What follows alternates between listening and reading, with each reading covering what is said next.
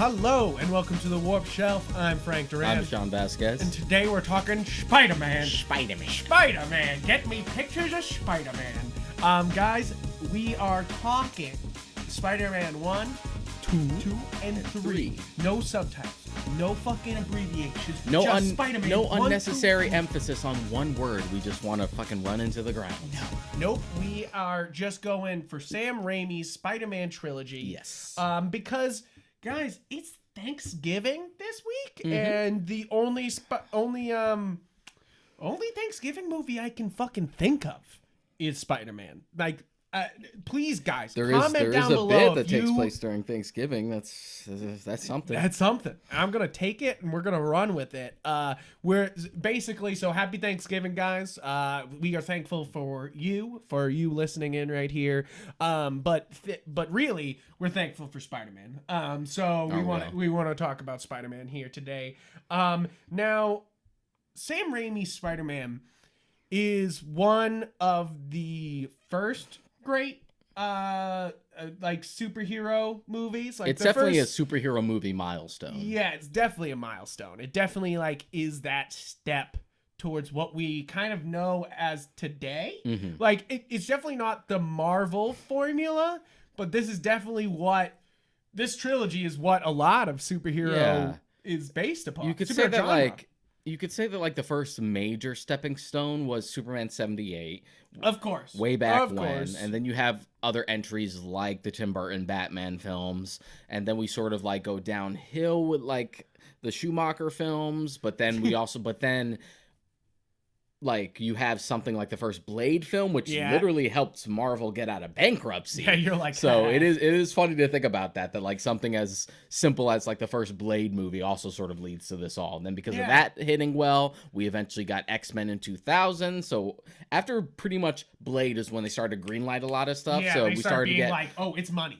So we started to get a bunch at the same time. So you basically have like X-Men after that in 2000. You have Spider-Man 1 in 2002 or 3? Yes. Pretty early on. Yep.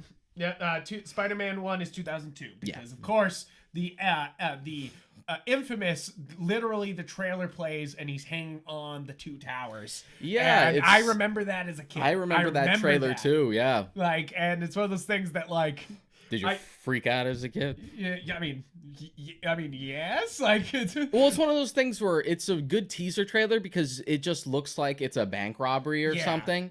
And you're just like, oh, these dudes are robbing this place, and they get away in a helicopter, and they're getting away, and then all of a sudden the helicopter stalls, and they pull out, and they're stuck between the two towers in a giant web. So you're like, wait a minute. And then they show the brief shot of like Spider-Man turning towards camera, and then he swings forward, and then they show the logo. Beautiful. Yeah. It's beautiful. It's just like that. It's just like, oh my fucking God, a Spider-Man movie. Now, I want to say that, you know us as big Batman fans. Yeah. You definitely know us as big Batman fans. But, I mean, the last show was named after Batman. It wasn't named after Spider-Man. But there's one thing. Spider-Man was my number 2. Growing up, it was Batman, Spider-Man, and I'm sure many of you can relate. I'm sure I'm pretty fucking basic in that fucking sense. Yeah. Is that like I once got on someone. I think it was Charlie actually. He was just like, "Who's your favorite X-Men?" It was just like, "Oh, Wolverine." Oh, come on, dude. Everyone loves Wolverine. It's like, your favorite superhero is Spider-Man. Come at me with that. I mean, it's true though. Somebody asked me the other day, and I was kind of like, Wolverine?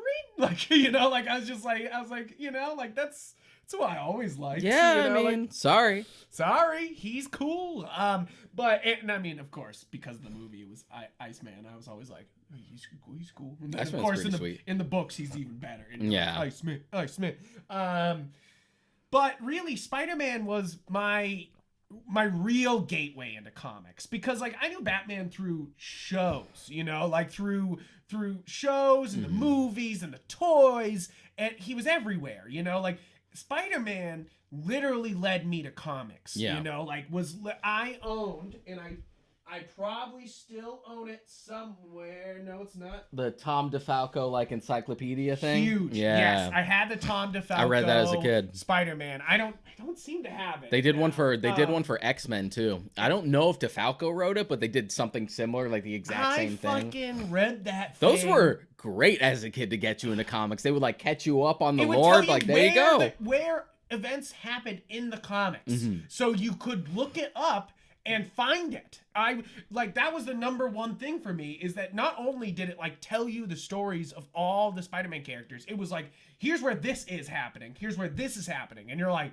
well shit, I gotta find that. You know, like I'm like, I like this so much, I gotta find it. And yeah, the Tom DeFalco Spider-Man is I would say one of the like main reasons why I'm such a comic book head, because it got me just like, I remember reading that thing back to front so many times, word for word, like literally as a kid being like, going to a paragraph and being like, wow, you know, like I in the covers that they would put in there. I mean, I still have it.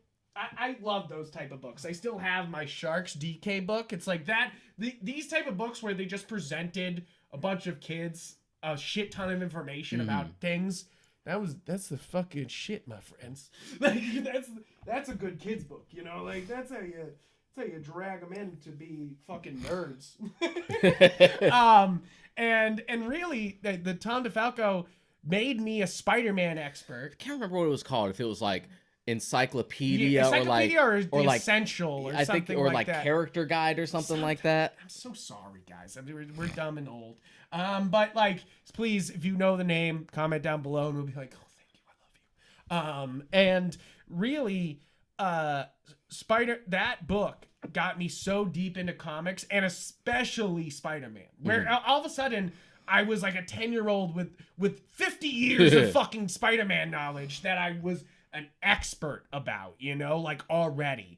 And I think that's kind of half the reason why we do a podcast today, is because of that book. Spider-Man. And it's the reason why I always did have a soft spot for the Raimi films, because they have a soft spot for the comics, you know? Yeah, like, Sam Raimi grew up a comic book fan, especially with Spider-Man. Just like the really early, like, Stan Lee, Steve Ditko stuff, which shows, especially just in the tone of those movies. Oh, yeah, definitely. Yeah. The tone is exactly like Stan Lee. Like, that is really, I think, one of the prevalent things here, is that even though they're trying to modernize it, they're very like, no, let's make it Stan Lee. You know, like, let's make it bam, boom, bop, you know, like, but without the bam, boom, bop. Like, now we'll go through each one of these movies, of course. We want to go through each one, and we'll rank them at the end, you know, we'll throw them in the fucking, and then, of course, we'll probably do the Amazing Spider-Mans as a whole special after this, and then when No Way Home comes, we'll do all the MCU. Yeah. Now, so a little teaser, guys, a little bit teaser of the future. Now, Spider-Man, Sam Raimi, it came when I was 2001, it's like, that's 2002 is 4th grade. So it's like, yeah. So I imagine you were like me in that, like, you had seen Spider-Man before you had seen any of his horror stuff. Yeah. Oh, yeah. No question. No, like, even it's like, I love Sam Raimi's horror stuff. I'm the much bigger fan of that now. But as a kid, if you were like, it was definitely introduced me to as, yo, the guy who directed Spider-Man used to do horror movies, and I was like, he did what? Like, I was like, and I remember watching them. Yeah, that was Evil Dead 2 is probably, other than The Thing, my favorite horror. That was like my experience too, because even me being raised with like a bunch of horror movies and just basically watching whatever I wanted, even I had missed out on Evil Dead until I was older. Yeah, I mean, it's a cult movie. Yeah, you know, like, it really is. I love Evil Dead as a series, and as I said, Evil Dead 2, it's The Thing, Evil Dead 2 for me, for horror movies, you know, like, that is Evil Dead 2. Evil Dead 2 is the way I feel about, like, Terminator 2, where I think objectively it's the better one. Yeah. But I still prefer the first one just because it has that. I knew you were going to say that. I knew he was going to say that. Hey, I said it's objectively better. It's not like Aliens, right? You're like, well, Alien is... Yeah, that one I disagree with. It's like, Aliens is better. Well, I don't know about that.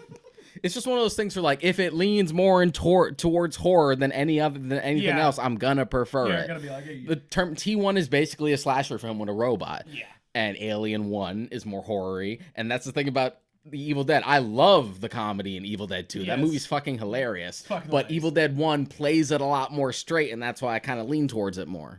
I see that. I'm not saying that Evil Dead is less. I like, because really the comedy doesn't bother me. I mean, Army of Darkness is more an adventure comedy than horror, and I still love that too, right? Even if it's like a different thing.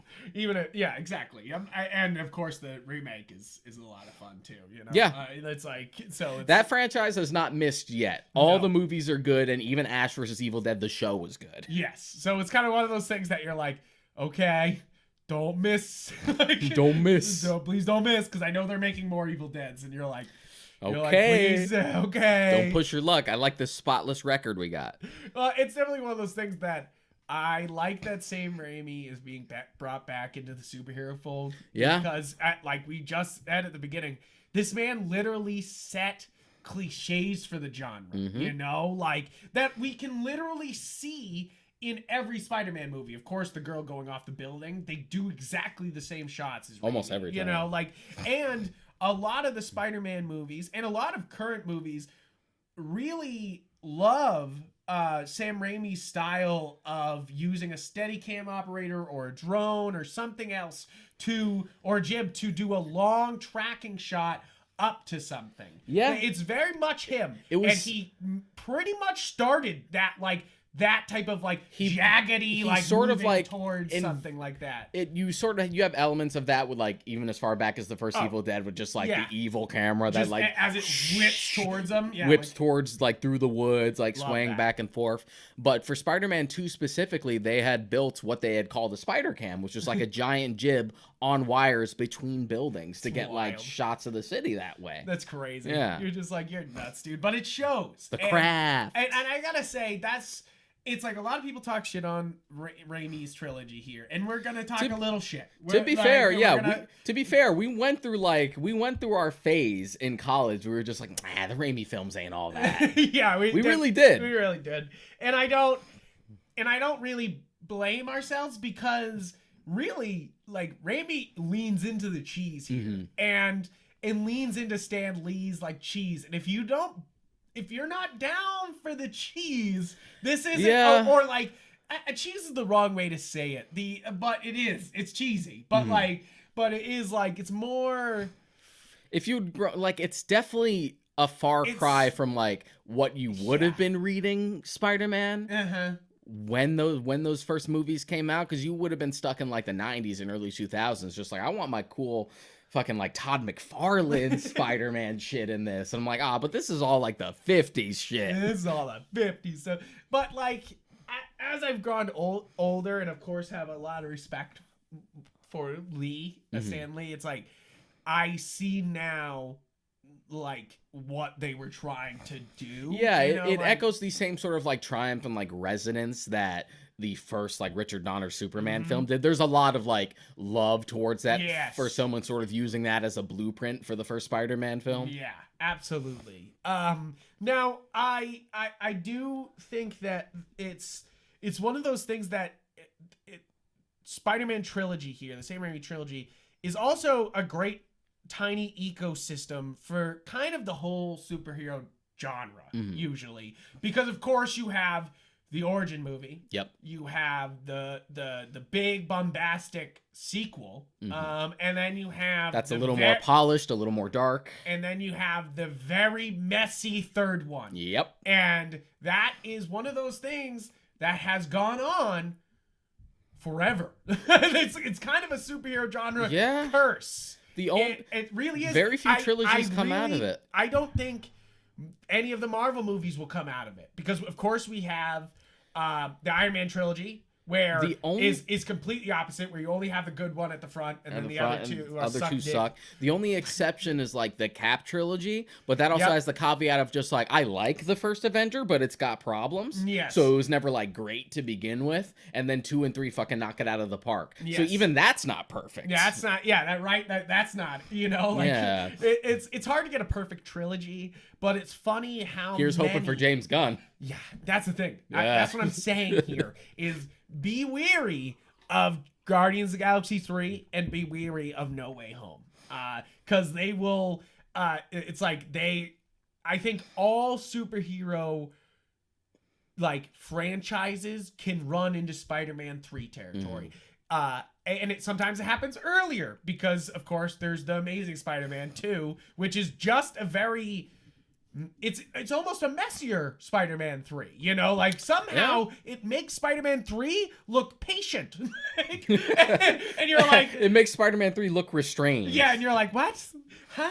But we'll get to it. We'll get to all that. But it's one of those things that I think is important to bring up now because it's it's funny how we haven't escaped these same issues where it's like when you bring in too many heads for that final installment of your series, it will fuck it up. It's like if you lose the singular vision, you know, like, and even if it's like, I mean, Army of Darkness is a lot of fun and I love it, but of course it's a different flavor. It's a different beast, you know, like, and I think that's kind of the problem sometimes when you make an artist continue to make the same product continuously, you know, like even if he's changing it up movie wise, they're gonna want to like kind of go in a different direction with it. Yeah. You see that with like franchises where like the creator's been involved the entire time, like with the Child's Play movies. Yeah.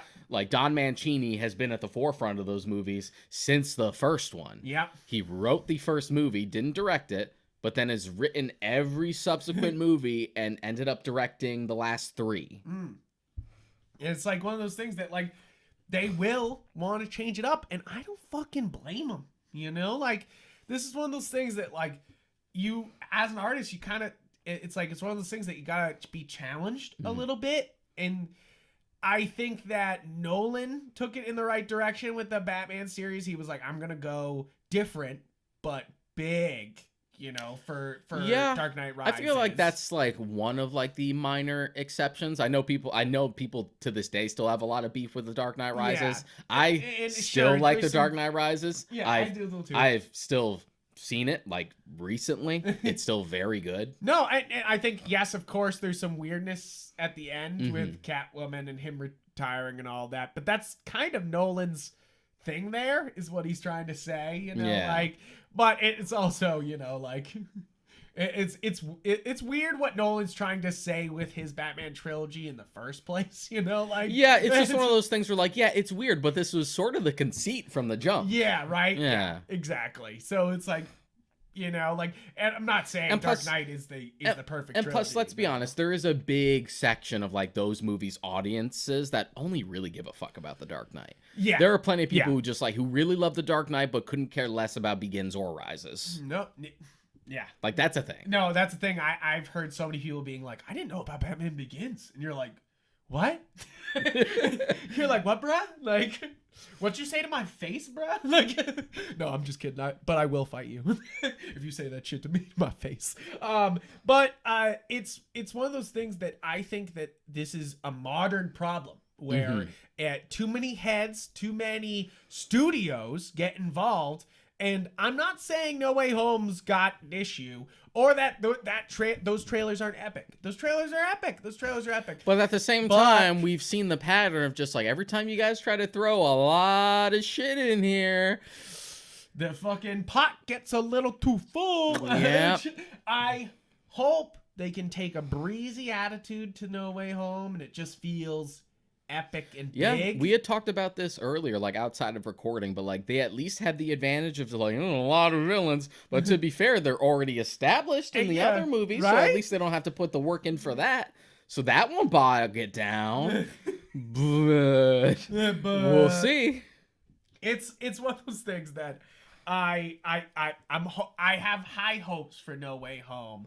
But I do worry because, of course, it's the third movie. It's got Sony and Marvel deeply involved. Yeah, you know, like, and it's bringing lots of franchises together. It's kind of like it's also the same thing that's happening with Morbius, where you're like, too many chefs in the kitchen. Like, you're like, no, please. But beside the point. Let's move on to Spider-Man. Spider-Man 1. Let's fucking get into it. But basically what we're trying to say is we're huge Spider-Man fans. I think it's important to look at this Spider-Man trilogy because, especially in modern times, because we are living in a world where the superhero movie turned into a superhero genre. Yeah. And needs to be talked about in the same way as we talk about cowboy movies, you know, or westerns, or even horror movies, you know, like this is a type of movie. This is a genre, you know, like, and one of the first proprietors of what this genre is Sam Raimi Spider-Man.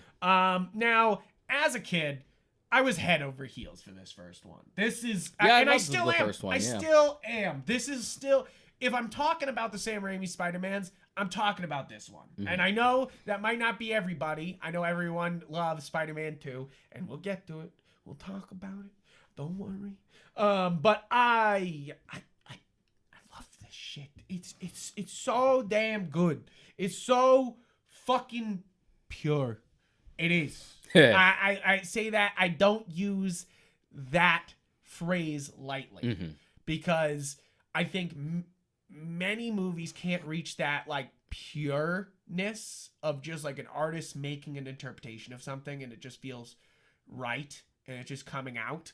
A lot of music feels that way, where I feel like a lot of people describe the Beatles like they took the songs out of the air and they're playing it. I think that things like Spirited Away, that's a movie that feels like it was ripped out of people's dreams and thoughts and put on screen. And I think Spider-Man is one of those like pure experiences because it is very much, for a lot of people, it was one of the first comic book movies that felt like it loved comics as much as you did, you know, like, and that's what I always loved about it, you know, like, is the original. Maybe for like the first time since that first like Dick Donner Superman film. Yeah. Because you have like the Burton Batman stuff, and even that's already taken liberties. Yeah, it's like, it likes the comics, but in a way that like, you can tell Tim Burton was just like, cool.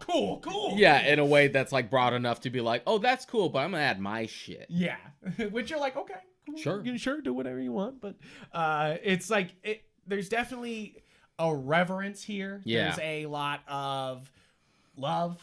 And really, they go so hard to get Peter right here. I think that that's an important part of the Sam Raimi trilogy, is they concentrate a lot on Peter, which of course is the reason why Spider-Man is the big hero he is today.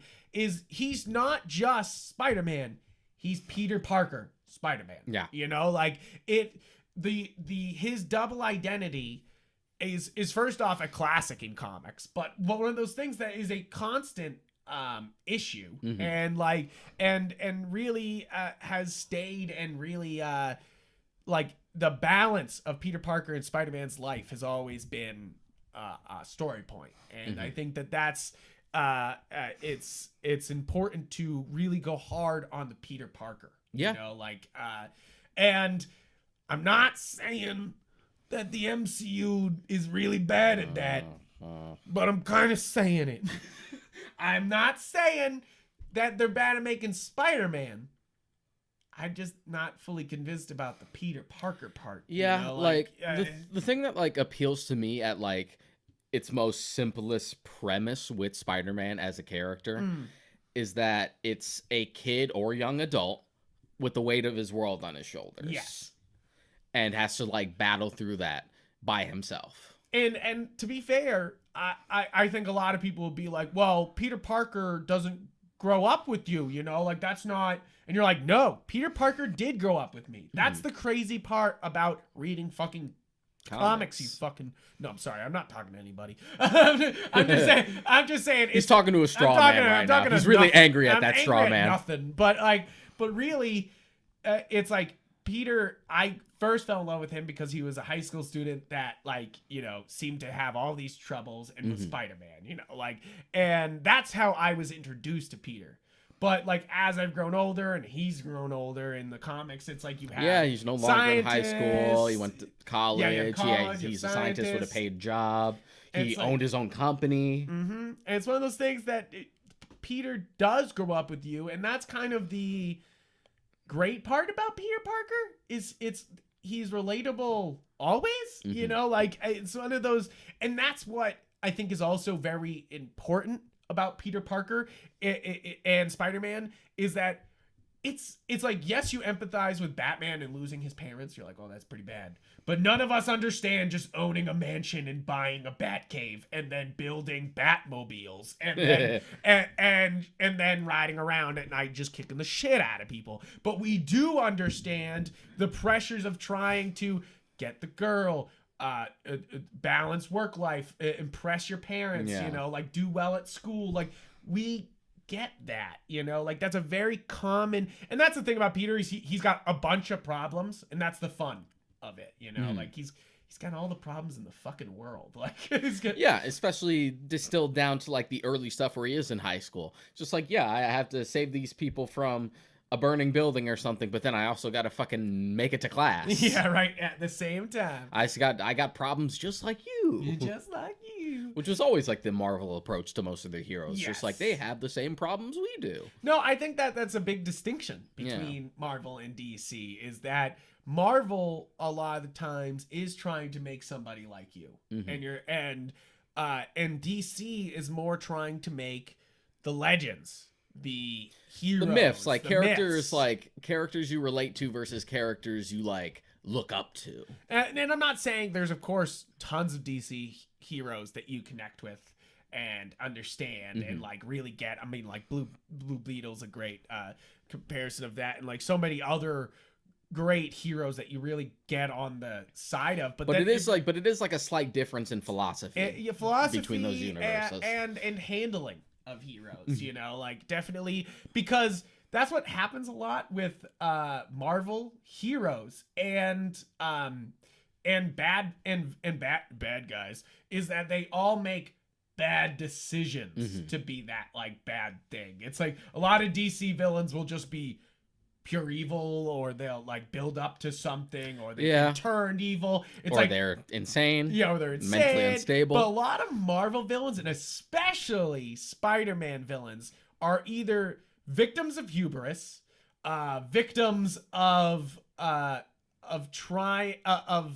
really? No, hubris. That's it. I'm done. Hubris and circumstance. It's like circumstance, like, or Peter. Peter does it himself. Like it's those three things that make up the Spider-Man villains. Which is interesting to know. Which definitely works for comics, especially early comics. But when you're making an adaptation, you have to sort of add a little more nuance to it. You, at least for the first film, you already had enough to work with Norman Osborn. Yeah. Like there's enough baggage there that you didn't really have to alter much. But by the time we get to like Doc Ock and Sandman, it's just like, okay, it can't just be he's an evil scientist because he's an evil scientist. Let's give him a little more something to chew on. And by the time we get to Sandman, it's like, well, he can't just be like, I just like to rob banks, dude. Just like, we got to give him something. So they added the whole just like, oh, my daughter's sick, etc. Yeah, which, you know, you're like, okay. Yeah, you got to give him something. Like, they did the same thing with like with the Vulture in Homecoming, the whole just like working class man who's like screwed over after the Battle of New York. I'm like, cool, sure, cool, right? Bring him in, like, and that's again, that's the way these it's about that connection, that like human, that, and I feel like that's sometimes why Marvel does better. You know, sometimes is they connect on that human level. It's why like I'm never surprised when people ask like, what do you prefer, Marvel or DC? And I hear someone say Marvel. I'm like, no, I get that. Yeah, right. Like I'm Marvel not gonna Marvel tends to have like that relatable pantheon that people latch onto easier. Yeah, it's true. And I'm not like, I mean, you can probably tell we're DC guys, you know, like, but it's one of those things that I'm not gonna hate on you for being a Marvel person, and I hope that no one does. I hope no one hates on you for what you like, and especially for pretty much liking the same thing. Guys, that's like being fucking the same branch of Christian and then fighting the other Christians. It doesn't make any goddamn sense. Like, it's I don't know. Do Christians and Catholics get along? For some reason, no. But like, Oh, you're there just, you go. yeah, you're like, but why? We gotta find something to fight about. You're still, you love the same things, you know, like, and that's really, I mean, that's a big fucking picture back, but like, but really, like, DC it's just one of those things Marvel, where like I've always leaned more DC, but I love them both. It's just a matter of like what. It's really just a matter of like what character. And it's funny though. I will say that like I used to be like I'm a DC head and Spider-Man. Remember DC we said that in college. Spider-Man. We used to say that Yeah. like used to be like DC and Spider-Man, none of the other Marvel, just Spider-Man. But of course that's not the way I feel now. But like it's one of those things that you shouldn't. Please don't gatekeep comics, guys. Please help everyone get into comics. Help everyone get into storytelling. You know? Like, there are very specific reasons why you might be into either or universe. Like, I was attracted to DC one because it had Batman. That was a big pull. That's my number one guy. But then it also just had like darker, more macabre stuff like Vertigo. I mean, I'm literally wearing a Sandman shirt right now. And it's one of those things that. I also grew up with the Spider-Man games, so it's one of those things that like. Are you talking about like how old though? All of them. The PS1 It's ones, a PS1 the fucking Neversoft games. Yes. I love that first Neversoft game. It's so good, dude, and it's one of those things that, I mean, that's how I knew who Stan Lee was by like. You know, Face was the PS1 game. He would narrate it. He would narrate them all, and I was always like, who? And then I was like, it's and plus those games would have like cool shit that you wouldn't see in the comics. Yes. Like the fucking when the Carnage symbiote infects Doc Ock, so you get a Carnage Doc Ock. You're like, what the fuck? I fucking love those games so much. Please put it on Switch. I know that'll never happen, but please just put those games somewhere. I imagine it's a rights issue, just because like Neversoft's not around anymore. Yeah, I don't know. It's owned. Who owns them though? They're owned by somebody. I thought it was Activision Blizzard. It should have been Activision Blizzard now because I think they were the ones who ate up Neversoft to begin with. I think so. But I'm not sure. But I don't know. I mean, it's not like we're gonna get anything out of Activision Blizzard. But I mean, Neversoft also did the original Pro Skater game, so if we can make that work, right? You're like, please, yeah. give me the Spider-Man games. And I know that would be super confusing for new audiences. Can you imagine like people going in blind into that game like a remaster now? They'd be like, the fuck is happening? Yeah, especially after the Insomniac game, they're just like, what the hell is this shit? What the hell is this shit? But I absolutely I love those games, and it's one of those things that a lot of my formative love of superheroes is Spider-Man. So going into this, I'm a huge critic of all these Spider-Man movies because he's such one of my favorites, you know, like, and I will say that's first off is a practical masterpiece. There's so many great practical effects in Spider-Man 1. Yeah. And it also is able to introduce Peter Parker in such a lovable, fun way. Yeah. That it's unmistakable. And obviously, William Dafoe as Green Goblin is one of the best villain performances of all time. Yeah, I'm sorry. it's almost a shame that it's almost a shame that we gave him a helmet that obscures his face so he can barely emote. Right? I kind of wanted just green-faced Goblin because he fucking has the face. He already has a scary face. Just put him in some prosthetics. And the funny thing is you can actually find footage of them testing prosthetic masks and stuff. They were gonna go that route, but this was also the early 2000s. Yep. You always had this mentality, and we've talked about this before, like never going far enough. Yes. The idea of just like, well, we can't actually have a dude who looks like a goblin. That'll be fucking stupid. We'll be run out of town. They're like, instead, we'll do a Power Ranger villain, and you're like, hold on, wait a minute. Yeah. I will say that one of the more important things about Spider-Man 1 was for me, it's one of those, and this is weird to say. I'm sorry we're talking weird shit this early in the fucking show, but it's my Princess Leia moment. Is the kissing scene is my Princess Leia in the bikini. Upside down kiss? Yeah, the upside down kiss in Spider. First off, one of the more important things about Spider-Man is MJ. Yeah. MJ is so, first off, all the love interests of Spider-Man is super important, and I think they've all been underutilized for MJ's sake, and that's fucked. Yeah. That's fucked. Give me more Gwen Stacy. Give me more Betty Ross. It's like, it's a tease to have Betty Ross in these movies and do nothing. You mean Betty Brant? Betty Brant. Sorry. Betty Ross is Hulk. Sorry, you're right. Who also we don't see enough. We don't see enough. It's just like she was in What If. She was in What If, and I was just like, oh, thanks. A morsel for me, the Hulk fan who just wants more Hulk content. God damn it. But yeah, it's one of those things, and the performance is good, and the casting is good for Mary Jane, Kirsten Dunst. But it's just one of those things where. It's tough because this movie is trying to go for like that old school sort of like romantic, like, oh, the girl next door. This is what I want. So it's so easy. But to, I like that though, because that's the true comic. You didn't see Mary Jane's face for years. She was just the girl next door, and they would cover her face constantly. They would not show her. They built her up as this like hype machine. Mm-hmm. They were like, this bitch is so damn hot. It's gonna blow Peter Parker's little mind. And then she shows up, and you're like, you right, bitch. Like, sorry for shaking the mic, guys, but it's like it works, but it's just one of those things where like, because you baked that into it, it's gonna be tough to try and like sort of elevate her beyond that, which is something they sort of struggle with the sequels a little bit. Yeah, they do, because they don't. It's weird. They don't let Mary Jane ever do like the full glamorized, like full Mary Jane. They always play her, especially in Spider-Man 2. They kind of make her like sickly looking a bunch of times, and it's very strange. They're like downplaying her a lot, you know, like, and you're kind of like, it's the same thing they're doing with Zendaya in the new ones, where you're like, what are you doing? You're just like yeah, they give her like the ratty hair and stuff like that. And I assume that's because in MCU they'll do that moment a little bit where she'll be like, and I mean they sort of did that with the dance where she comes down, she's gorgeous for the dance, but like it's one of those things that you're like I like, why do we keep doing this to MJ? Yeah, and you can't make them unattractive. Yes, we thankfully don't really do that with Gwen in the Amazing films, but it is something that's like a thing with like both MJs, like MCU and like Raimi films. But you just can't, you can't do it. It's like when we were talking about Dr. Sleep. Just like, I don't care how messy you make Ewan McGregor's hair or how bushy his beard is. You're not gonna make him seem like all disheveled. I know. And rough. It's the same thing as Obi-Wan Kenobi. They're gonna like try to be like, look, he's old now. He's old. You're like, he's still beautiful. Shut the fuck up. He's old. He's almost Alec Guinness now. You're like, no.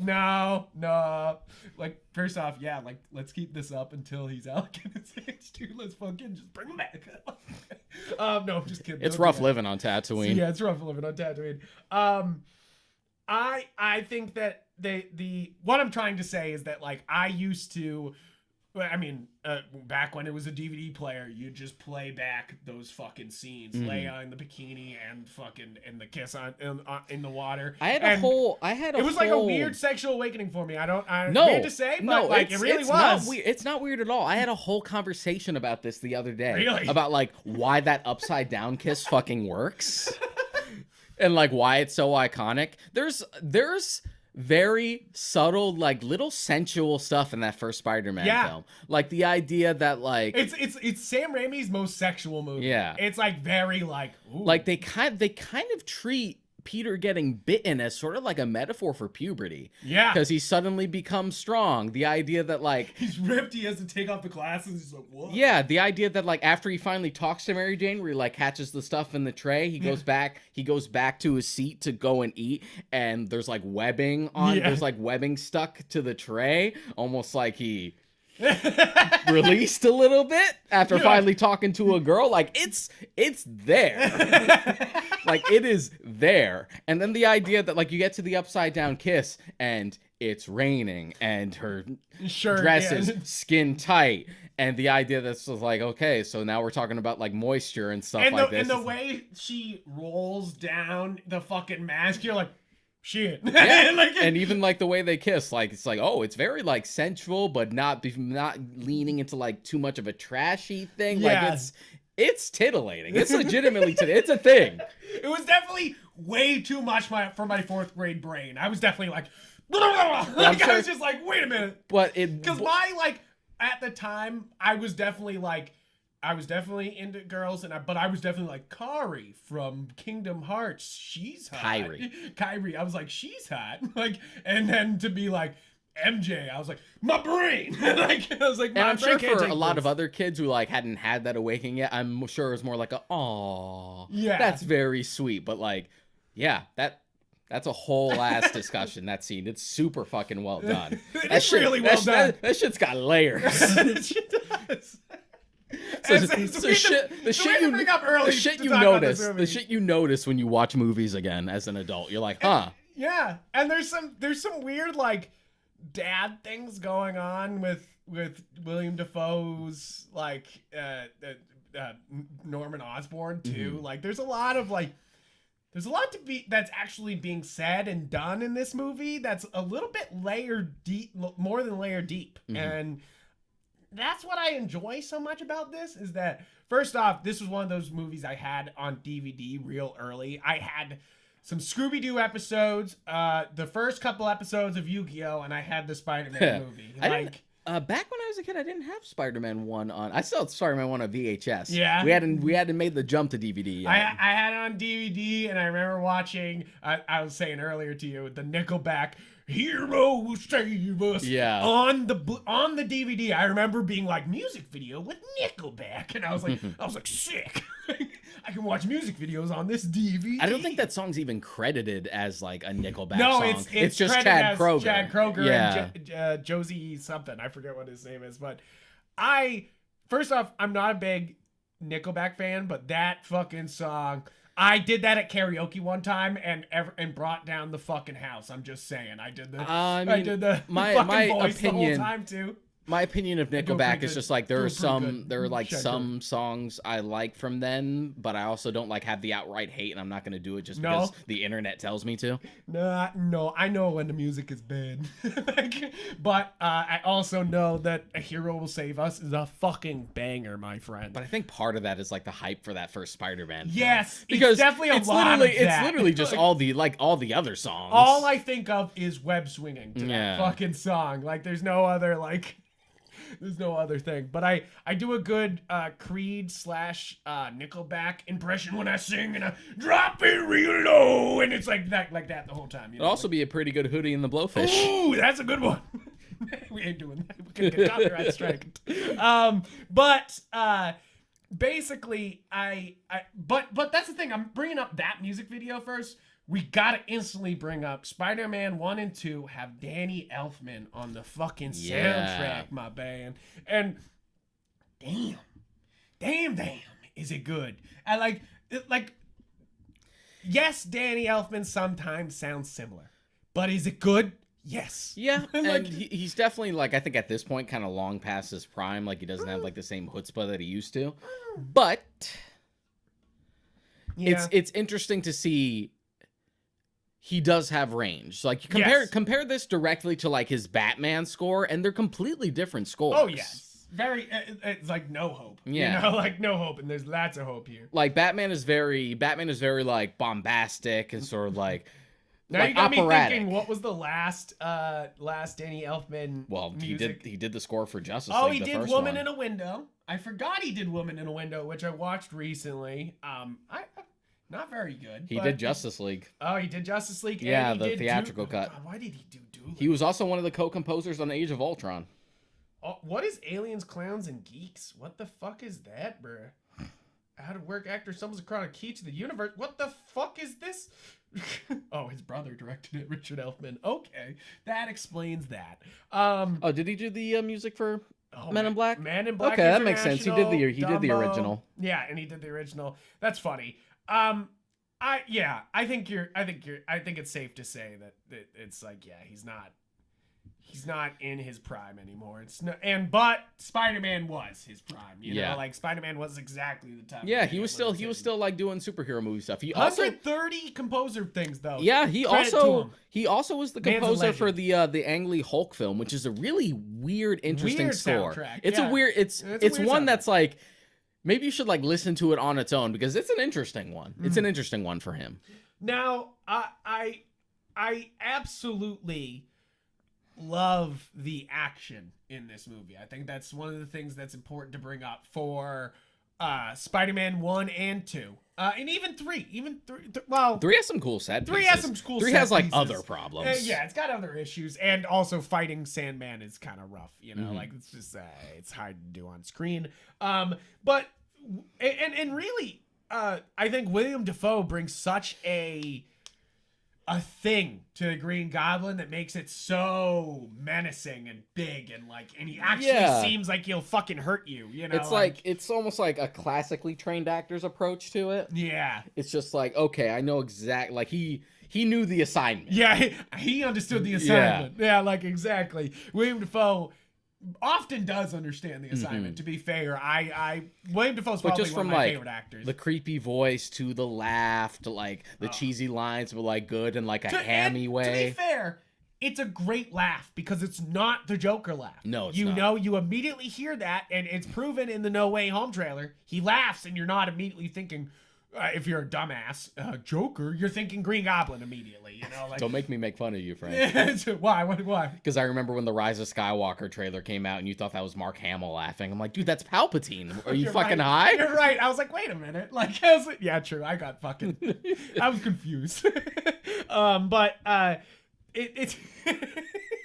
But how much cooler would that have been? How much cooler would a dark Luke like, after he died been than a fucking Palpatine coming back? But it's just one of those things where it's like, oh, okay. Yeah, it's different. The voice is good. And he just sells all those lines that are just like so like Saturday morning cartoon. Yeah. We'll meet again, Spider-Man. Yeah, right? He really fucking sells it. So the cast is absolutely, you have to give it up for the whole cast. I'm bringing up Willem Dafoe first because, of course, he's the standout. He's the fucking juggernaut in this fucking movie. It's why I think I first had a problem as a young, and we'll talk about this a little bit more, but I had problems with the original with Spider-Man 2. I never liked it as a kid. We rewatched it today. And I have some other thoughts, but I didn't like Spider-Man too much growing up as a kid either, but that's mostly because like it's too mushy. And plus I cared about very few villains, Spider-Man villains as a kid. I'm like, where's Venom? Where's Venom? Doc Ock, nah. Venom, where's Venom? And they were like, okay, we'll give you Venom. Okay, we'll give him Venom. But that's not how I wanted it. We already talked about Kirsten Dunst as Mary Jane Watson. She's beautiful, fantastic, soft-spoken. Tobey Maguire is he's great. He really is. I think it's one of those things where like it's easy to shit on him because I know people who just like don't like it. He's especially goofy. Yeah. He's goofy in all 3. I mean, that's kind of the tone. It's that cheese, that like that Saturday morning cartoon, that original comic book that's still very prevalent in these movies. And if you don't buy that, it comes across as like especially really especially if you're more of a fan of like modern contemporary Spider-Man who's more like a smart aleck and like loves to wisecrack and like piss his villains off. That isn't really a thing here. Anytime like Toby cracks a joke, it's more just like it's kind of cheeseball. It's definitely what my only argument against Toby has ever been is that it's never there's quips, but it's never what it should be, you know, like it's never like as big as it probably should be, you know. Like, the one who's nailed like the smart ass Spider-Man the most has been Andrew. We weren't gonna say it, but we'll say it. Andrew Garfield, like he really does though, because I mean the whole knife scene, it I think sells me on how that's how Spider-Man should be. The whole like like that stuff is the part that I'm like, yes. That's the part Spider-Man I know who's like literally belittling these guys, you know, like and like in a way to hide a lot of the pain, but also to fuck with them a little bit. I've always loved that about Spider-Man, that he was always that like one step ahead of his villains. That's the reason why he could quip, is that like, and that's how you knew it was serious, was when he stopped quipping. So it's like, it's one of those things that gets totally lost in pretty much all these Spider-Man movies, is that they're like, quip now. Like, well, you know, like, it's a big problem for the MCU because everyone fucking quips in the Everybody's MCU. quipping. So it ain't Peter Parker special. doesn't even stand out. So it ain't special anymore. Now, I do have to give it up for James Franco. I know a lot of people talk shit on James Franco, and I've heard there's some abuse allegations. But this is before that. This is young James Franco. He's pretty persona non grata now. Yeah, it's like, he's not getting hired for much. But it's one of those things that he's so perfect as Harry, like he literally, like even the hair, he had it up like in the first movie, like Harry does. Yeah, it's not like the comics. It's not like straight up wavy just because that's such like a specific hairstyle. But no, that's Norman. Norman had the fucking the wavy hair, it's but Harry who's got the fucking it's like comes up off his head and sits up there, and you're just kind of like, what? And he does that the whole movie. What I like about the way Harry's portrayed here is that like he's just as much of a fucking dork as Peter is, but he's rich. Yeah, so it doesn't like affect him as much. See, this is one of those moments that I actually really thought they nailed the comics almost perfectly here with Harry and Peter's relationship, because it is supposed to be dramatic, like they are brothers, they are best friends, like this isn't Eddie and Peter, like this is Peter's pretty much only other friend, like in the comics it's Mary Jane and Harry Osborn, like that's the only people he likes to hang out with, and I think it's important to get that like tragedy of Harry and Peter, like that's important. I mean, it basically works so much that they kind of retconned it, because like back in the original Stan Lee and Steve Ditko days, he didn't meet Harry or Mary Jane until he was in college, and then they retconned that later. They were like, no. No, they were always there. They were always childhood buddies. Yeah, I kind of like how comic history things get slowly introduced like that. Yeah, it's just one of those things. It's one of those things. Now, one of I think the two of the other best castings in this movie are Ben and Mary Parker. Cliff Robertson and Rosemary Harris. They are they're the ideal ripped out of my fucking head. They're the ideal like angelic can do no wrong. Almost Stan like Lee Aunt May. must have fucking found them himself, like because they seem to have walked out of Stan Lee's fucking head. Like they're practically deified. Yeah, really. I think that Aunt May is a little dramatic at times in these movies. Like there's lots of Aunt May screaming, but like Aunt May in peril is very important, like it's very important, like to Peter Parker, like Mary Jane and the girls being in peril, one thing, but then you fuck with Aunt May. You don't fuck with Aunt May. That's how you get killed, Kingpin. That's how you get beat your ass in. I'm just talking about Back to Black, but but really,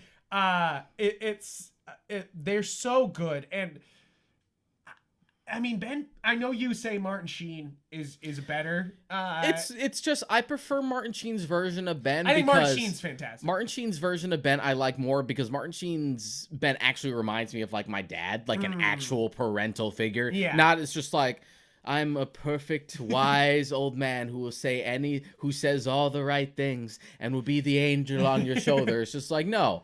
I'm your actual father figure, and I love you, and I know what the right thing is, but I'm also going to get on your ass when you're wrong. Yeah.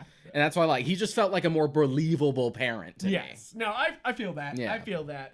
But I do think that these guys are perfectly casted. It works perfectly for like this tone. This tone, it works perfectly. Now, but the real perfect casting in this whole entire movie, like Willem Dafoe is amazing as Green Goblin.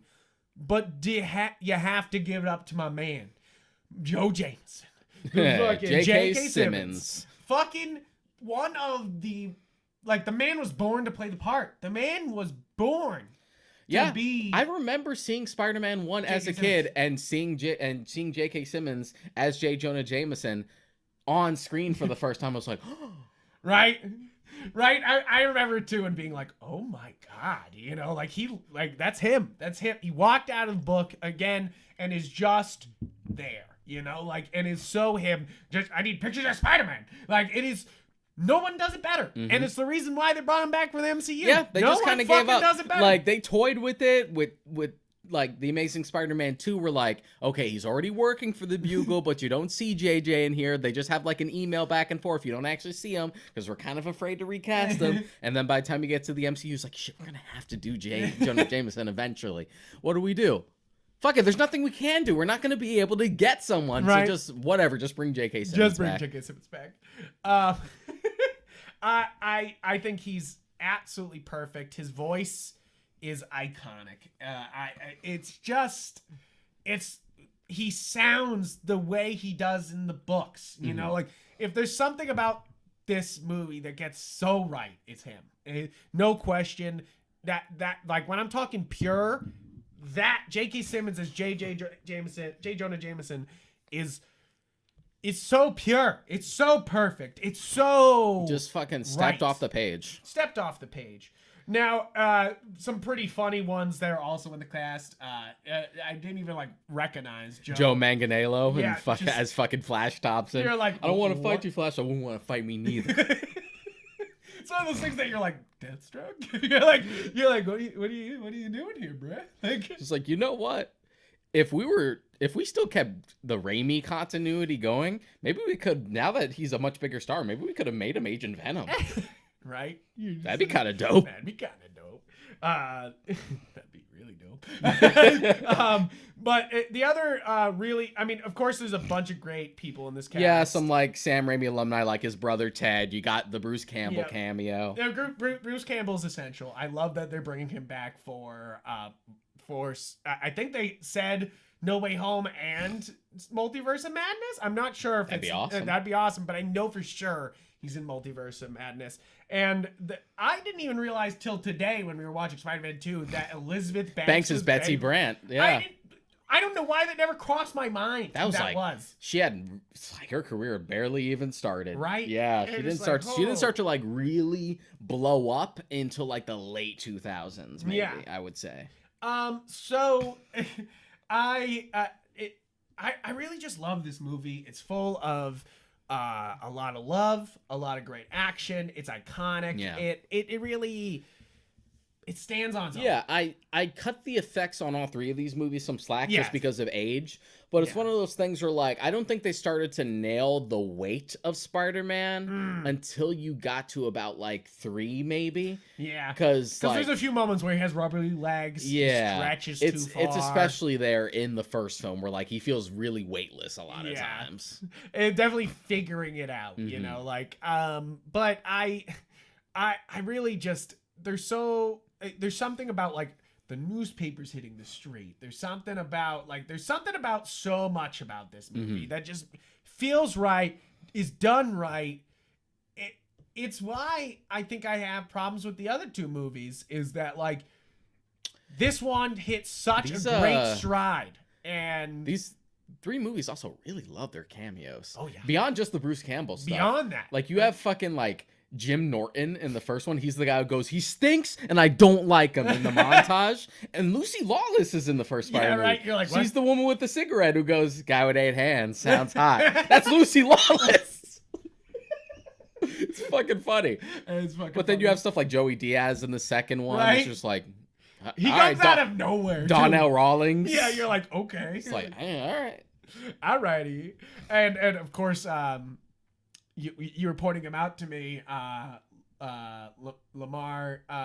Phil Lamar. Phil Lamar. Yeah, it's like an extra. It's just an extra, which I know that's what he did for so long. You know, he was kind of this low, like, it's the reason why he's in Pulp Fiction as the guy. As Martin. As Martin, you know, like it's kind of this low actor, but like the man's a legend in voice acting, so it's so weird to like see him on screen and not talk. You're like, make him open his mouth. Like you're like that's Samurai Jack, you assholes. Like make him talk. Like, but it's one of those things that they love. It's kind of one of the reasons why I love Raimi is that he's kind of like, he's in my mind very much like Edgar Wright, where you can tell through his filmmaking his love for filmmaking, you know, and how much fun he's having, you know, like I feel like that's kind of an important part about those two directors, is they kind of have to be having a good time, you know, like, and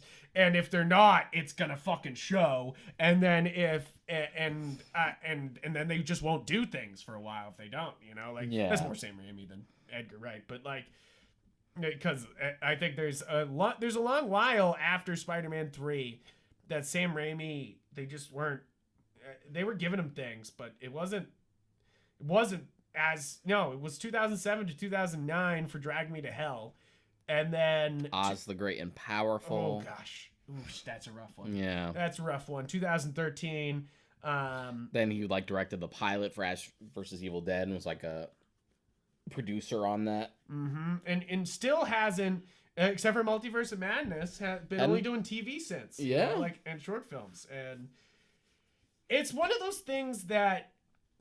Okay, Spider-Man 3, we'll say it now. Spider-Man 3 is bad. Yeah. But it's not banning one of our greats to the fucking bullpen. Yeah, and it's bad. nothing that we couldn't have just like, okay, you messed this one up. Hey, every franchise eventually gets a bad sequel most of the time. So I brought up Neil Blomkamp when I was talking to you about this earlier, is that basically he made Chappie and then they took Halo and Aliens away from the man. Which is weird because like I've seen Chappie, it's like, yeah, it's like mediocre. Yeah, but it's not like take all the fucking money away from this man. You know, like it's the same thing for Sam Raimi. Is that Spider-Man 3's bad, but not in a way that the man wouldn't be marketable. Like, yeah, it's one of those things where like, yeah, sure, back when it first came out, it felt like, oh, this is one of the worst comic book movies. So disappointed. Except we still had Daredevil and Fantastic Four to look at. You're like, what are you fucking talking about? Those are some real bad movies. Like yeah, Spider-Man 3's sort of a joke, and we'll get to it. But then we also had like X-Men 3 also had problems. X-Men Origins was also like way worse. That's definitely like one of the worst ever. Yeah. So you're like, okay. It sort of reminds me of like when Batman and Robin was called the death of comic book movies, and then Blade came out a year later. Yeah, and you're like, yep, that's over with. It's one of those things that what I'm trying to say is that Sam Raimi is one of the absolute best directors we have living, and it's a shame. Yeah, it's a literal shame that they don't give him all the projects he deserves. And I hope Multiverse of Madness is good, and I hope it's fucking nuts. I hope it has crazy shit. I hope it's fucking wild. Now, one of the things that you immediately go is, why did they hire a horror director, an occult horror director, to do Spider-Man? And then you watch it and you go, there's some serious horror elements going on here. Yeah. Like, he brings in the horror, not just in 1, but especially in 2. And plus, and 3, he goes all the fucking way. And plus, I'm sure it was also a case of, like, he had also sort of tried at his hand at something similar with Darkman. Yes. Like, after Darkman had come out, which was supposed to be, like, a movie about the Shadow, but he couldn't get the rights to it. It's like, fuck it, we'll just make up our own thing. Which, yeah. You're definitely groaning like you really don't like Darkman. I don't like Darkman. I like Darkman fine. It's fucking silly, though. It's silly. It's one of those things that I was always like, and it's silly. But, Darkman, 1990.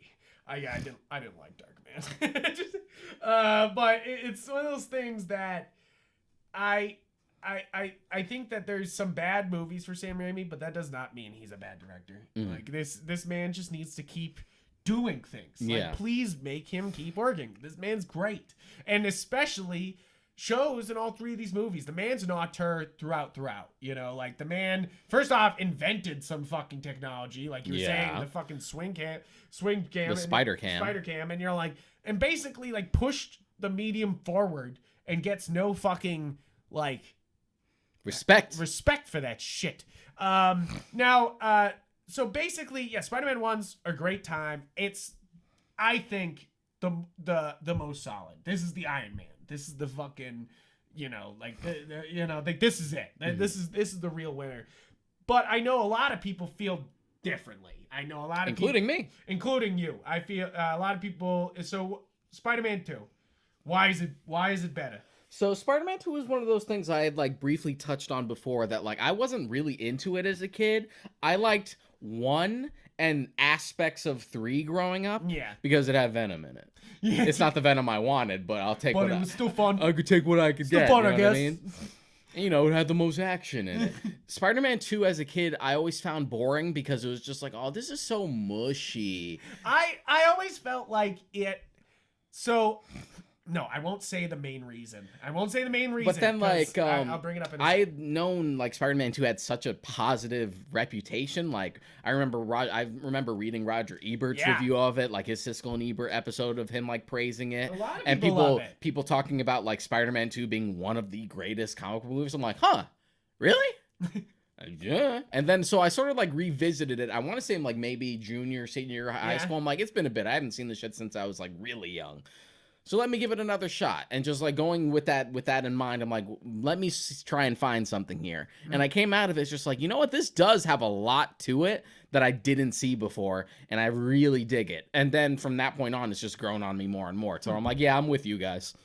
See, I was the same way when I was younger. I didn't like it. And I did like that it was Spider-Man losing a lot. I did like that. I liked it was Peter Parker struggling. I definitely think that's an important like part of who Peter Parker is. Now so I'm rewatching it today. I enjoyed a lot more. I enjoyed, of course, as a kid, I was just kind of like, I like Doc Ock, but everything else about this was kind of bleh. Like, you know, and as a kid, as an adult now watching it today, I did enjoy a lot more. I think there's a lot more. There's a lot they're trying to say about, you know, the tolls of being a superhero and there's a lot to that. My problem then, and still my problem today, and it took this rewatching to remind me why I always was kind of like, Spider-Man 2 is not that great, is that the main issue, Peter Parker learns fucking nothing. Nothing. The man learns fucking nothing. He goes through all these struggles, which in the comics, yes, he goes through all the struggles, but he usually learns something at the end and tries to improve his goddamn life. He learns Zata, Zich, nada, chutzpah on this fucking movie. He basically starts to lose his powers, decides to not be Spider-Man, cleans up his life by actually attending to it for the first time in a while, and then slowly falls back to being Spider-Man. He basically pushed back to it because he realizes that it's his responsibility. He's got to help people. But nothing's changed. He still has all the same issues after that. But somehow he gets the girl at the end because she's endlessly in love with him, which I was like, cool, good. Like, I'm glad because she was just like falling all over herself for him. I'm glad they finally were able to be like, I'm Spider-Man. Like, I think it's one of those things that I don't think he's learned anything. He's still got the same issues. It's a lot of build up and story and movie spent on improving a character, and then the end of the movie is just like, nah, that was bullshit. Improving myself is dumb. I'm Spider-Man. Who else would I be, motherfucker? Well, I think it's one of those things where it's treated as just like that. It's what that line means of just like, isn't it about time someone saved you? Yeah. It's like all the self-sacrifice and you never get like even a single win. Yeah. And maybe it's never always going to be easy, but maybe me and you together, it might be a little easier from here and let you have at least a single win. Yeah, I definitely, I'm not saying that MJ coming to him at the end is the problem. The problem is that he started to improve his life and attend to it by removing Spider-Man. And actually had like healthy boundaries in his life. And I think it's one of those things. And then he just throws it out the window and they don't address it. They don't show a scene at the end of Peter being like passing his classes still. Like, actually being an improved character. I think that's my main issue. I think that's more of a thing of like pacing because there's already enough for the movie to deal with to try and tackle that. Yes, but you're trying to build that like character for build. All of Spider-Man 3's problems, that is something they get into, that like at the start of Spider-Man 3, like things have gotten better for him after the end of Spider-Man 2, and I feel like that was sort of like left open. But it's still the same dumb Peter. There's that bit bit at the end of like Spider-Man 2 where it is sort of left ambiguous, or because you sort of have that kind of graduate shot a bit, a little bit. You have that happiness of just like, you know what, I will be with you and you need to do what you need to do, but then you have that look on Mary Jane's face at the end with the final shot where you're just like, but doesn't it sort of feel selfish of Peter in a way? Like, you know, like of course he's self-sacrificing for the city, but in like a way he's like, yeah, come be my wife so I can fuck off into the sky. It's one of those things. Well, it's one of those things where like it's on Mary Jane's, just like I get to make that decision. Says that. She says that. I do like that. I do like that. That like. Being with Spider-Man in general, no matter which version it is, if it's MJ, if it's Betsy Brandt, if it's Gwen Stacy, it's always an inherent risk. Yes, of course. And it's one of those things that I do like the inherent risk of being together with Mary Jane. That's definitely like a big part of because Spider-Man. It's like at the start of the relationship. By the time you get to Spider-Man 2, I always thought of it as just like, okay, this is the shift in status quo. Whether or not this works out we'll just have to see. Yeah, true. I'm because like it's sort of that, like just started. We don't know what the effects of this will be yet. That's definitely my problem, is that it leaves that up to the next movie, and I kind of want the first Spider-Man complete package where you have the full character development, the full like story arc complete. And it's like, yes, he accepts being Spider-Man, which means he can't be with MJ. And it's like this big moment. It's like sort of triumphant because he's like, nah, gotta be me. You know, like it's like, and then it kind of goes back on that in Spider-Man 2. It's funny how I was enjoying myself rewatching it today. I was rewatching it and being like, wow, I'm having such a good time. Like this is, I was kind of harsh on this movie. And then it got to the end and I was like, nope, I remembered why. Like, because Peter learns zilch. Like, and he basically learns nothing. And like, I'm not saying that every hero needs to like learn full life lessons or anything. But complete the story is all I'm fucking saying, you know? Like, fucking, the arc is him getting better as a person, and then he completely throws that out the window to be Spider-Man again. What did he learn? Other than just be Spider-Man, I guess. Like, because that's a bigger responsibility, and it's needed, and it's like, and what does he say at the end? That, like, sometimes you need to give up your dreams to be... to remain steady, which is also a very weird lesson. Yeah, it's just one of those things of like, it's just like that idea of like self-sacrifice. It's just an extension of like the with great power comes great responsibility. And sometimes you're not going to be able to like get the things you want, but you're still doing something that no one else could do. Which is why I think it's weird that they just give that like MJ comes back at the end. Like yes, it's satisfying. I get it. But it's also like they're literally saying like give up. We're gonna have to give up on our dreams. Yeah, but I always like interpreted the idea that's just like just because you have this responsibility doesn't mean you can't have at least something. That you can't be with someone, that you can't find at least a little happiness in life and try to be better. True. It's just a matter of like, but we're also sort of wrapping this up, so we don't have time to like really get into that yet. It's just one of those things where like the note it leaves off on, I think works. Yeah. To be like, okay, but what do I think this is gonna go? Like you said, it's kind of melancholy in a way because she's like kind of sad about watching him leave, and he's kind of woo-hooing like he did something, but he didn't. Well, he's always woo-hooing. Yeah, I know, but it was one of those things where you're like, so it's a happy moment. Like, it's a happy moment, but then you have that contrast of MJ. It's just like, is this right? And how's this gonna pay? Yeah, right. What am I gonna pay for this? What am I gonna pay for? But maybe that's just the edgelord in me. It was like I kind of like that. Like, ooh. Yeah, that kind of like the consequences. I feel like it's a lot more subtle than like what they did at the end of TASM 1, where it's just like, leave Gwen out of it. Okay. I'm gonna break my promise anyway. Yeah. It didn't bother me there because I'm like, but that's Gwen Stacy, so we know what the consequences are gonna be for that. Happen. Here, it sort of played that same note. It just gives more of the power to MJ, and it's left a little ambiguous. Yeah. And I kind of dig that. Yeah, definitely. I do. To be fair, I did like a lot of Spider-Man 2 here. What was like other stuff that like you didn't like as a kid that you like more now besides that? Oh, definitely just like all the slapstick and the cheesy like just Peter failing type of things. Like I do like as a kid I did enjoy Peter losing a bunch. And like because of course that's very Spider-Man no more. It's like very and they very much do that plot here. This is Spider-Man No More. Is it a good idea to do Spider-Man No More in a movie? No. Like, and I will that's one of the things that like even as a kid I understood that it's probably not a good idea to do Spider-Man No More in your second Spider-Man movie.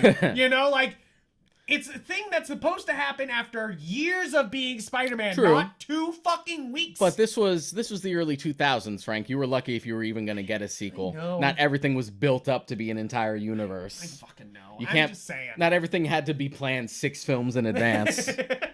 I'm just saying, it is one of those things that, like, but I think it feels wicked early to do. Yeah, sure, it No feels Way early, Home. but if you're just going to do a trilogy and you usually tend to make the second part of the trilogy that like the darker one, the struggle, it kind of works. It's your and second plus, act. going back to the same way the first like Dick Donner Superman film influenced Spider-Man 1, Superman 2 influences Spider-Man 2. They do the exact same thing where Clark gives up his powers. It's true. It's kind of funny. It's like this big love letter to to those movies.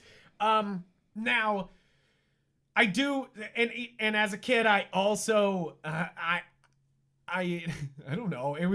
It spends too much. It's like Peter Parker's important. Mm-hmm. But you're like, where is the Spider-Man? You know, like you're as a kid, I was like that. I definitely enjoy it now. I definitely had a good time. But as a kid, I was like, where's my motherfucking Spider-Man? Yeah, it's because 2 focuses so much on like character stuff. And that's why I have such an issue with him not being something changed at the end. You know, it just feels like he did those changes to his life to be better and present a better self to Mary Jane, and then completely changes that. And I don't think it like doubles back on it. I just think it's just like, well, here's the foundation that you've let now that you've been put in this situation. You could be better from here on out. But who knows? Yeah, but who knows? Now, I mean, and that's the other thing here is like, hey man, we're not saying you have to be Spider-Man, but you also can just be a good person, Peter Parker. You like him just watching that guy get mugged. You're like, hey Peter, anybody good would have stepped in and stopped him. Like you're like, you don't have to be Spider-Man to just stop somebody from being robbed. I do kind of like that moment though, because it makes you feel like, hey, what the fuck? Yeah, no, that's definitely what they're going for, is like, and I think that's important with a lot of Sam Raimi. He's going for that literal, visceral reaction from you, you know, like. And plus, it definitely acts as like motivation to be like, I can't just walk away this time with a burning building. Yes, yeah, exactly. And I will say that like the thing I've always loved about Spider-Man 2 is how much of a horror movie it is. Like, it is just a straight up Dr. Ock horror movie. Sometimes it's great. And that's the part I've always loved. I've always been like, that's the cool part about Spider-Man 2. Like, is that Doc Ock is fucking frightening for some goddamn reason, you know? Like, and I love that. For somebody who in the comics started off very goofy, you know, like it was very much like Spider-Man versus an actual 8-armed man, you know, like it's very like, you know, like it's very like, aha, it's very, sometimes you can see Stan Lee's like thought process, you know, like you can like see the fucking making connections. And like, I think that obviously Green Goblin and Doc Ock are the obvious supervillains who can hold movies themselves. I'm just picturing like a pitch where he just goes and meets with Steve Ditko. It's just like, Steve, I got this wonderful idea. So I have a great idea for this Spider-Man issue. Where it's just like, spiders have 8 legs. Octopuses have 8 arms. 8 legs versus 8 arms. Exactly. Like, okay. And exactly, and Ditko's being like, yes, tell me more. It's the same conceit with like Scorpion being a villain, because it's like that sort of like bug versus bug thing. What's another bug? Yeah. Like, it's definitely like, what's another bug? But that's also like why I like Scorpion, because it's just on that like Scorpion. childish, just like, oh, Scorpion's kind of like a spider-like creature, but like it has a stinger, so it's like a bad one. It's a bad spider thing. Yeah. Like, now, I enjoy who's, oh my god, I can't pronounce his name. Alfred Molina. Molina is, I think, so good as Doc Ock. He's delivering some of the cheesiest lines in this series, and he does a beautiful job, like just fantastic, and so much about 2 feels just like the comics at times. especially, and I'll point this out, the scene where Doc Ock goes to, like, basically kill Harry Osborn, and Harry somehow tricks Doc Ock to work for him instead. He's like, no, I'll give you this if you fucking get Spider-Man. And like, for some reason that scene is so perfectly comic book, because it's so just like, why are you doing this, Doc Ock? Just take it from him. Like, you're just like, you're obviously in the power situation here. Why the fuck are you even listening to Harry? Like, and I think it's just one of those things. Yeah, it does feel so very comic booky. It's so fun to be like, yeah, of course, Doc Ock and Harry are meeting together now, and Harry sends him out to do this bidding. It's not even Doc Ock who wants to kill Peter. It's Harry, you know, like, and definitely that. I feel like Doc Ock not being a villain here works so well. Like, you know, like that's. I feel like in the comics, yes, you have to have that. Who Doc Ock is in the comics to get Superior Spider-Man, which is obviously the best Spider-Man. I don't know if I have to say that in 2021, but second best, right, just under Spider's Man, who's just Spider-Man made up of a bunch of spiders who think they're Peter Parker. If that's not in Into the Spider-Verse 2, I'm gonna fucking lose my mind. I'm just happy that they said they're probably gonna add fucking Japanese Spider-Man, Emissary of Hell, Spider-Man. Just like, you do that and I'll be happy. Also, I just want to see him run forward and hit something on the ground with a hammer. I want to see that. Like, or have him peek out from a tiny hole in the ceiling. I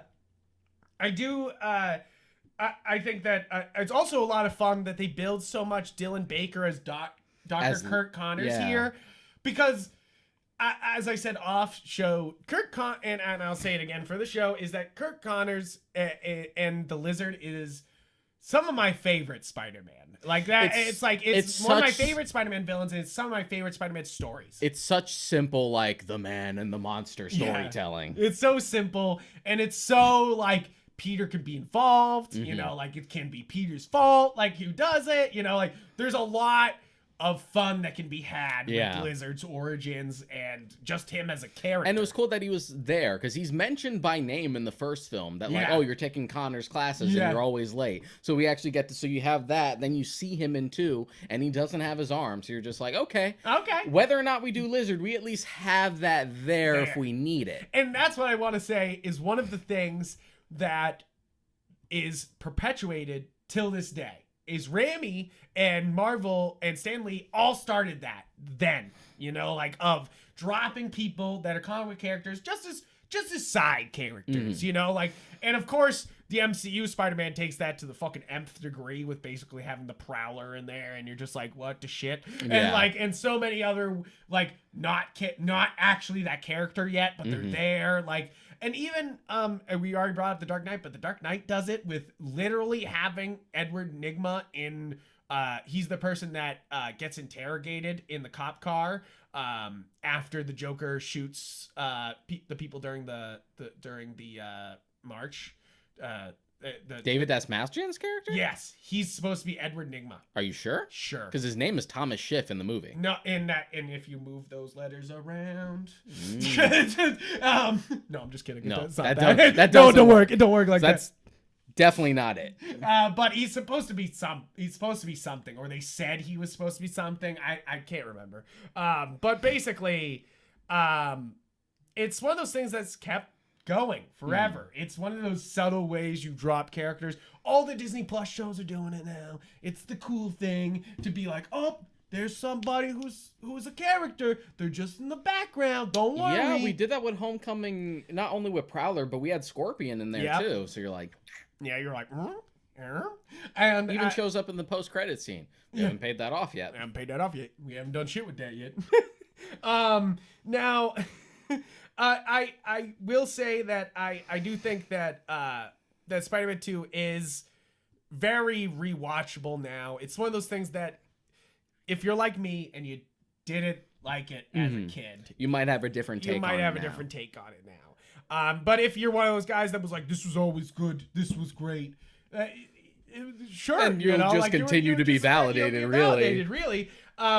Now, this is fun. The funniest thing about Spider-Man 2 is it's the Oscar winner. It's the one that you could be like, Oscar winner, Spider-Man 2. Is because it's won the best achievement in visual effects, which, to be fair, I said it many times during that movie. That's impressive. That's impressive. I did point out when it looked really bad. Yeah, and most of it was just a case of like age. Yes, it's but definitely like it was impressive just to be like, looked bad. This movie is like almost 20 years old, and you're like, shit, that still looks pretty good. That still looks pretty good. No, it's very true.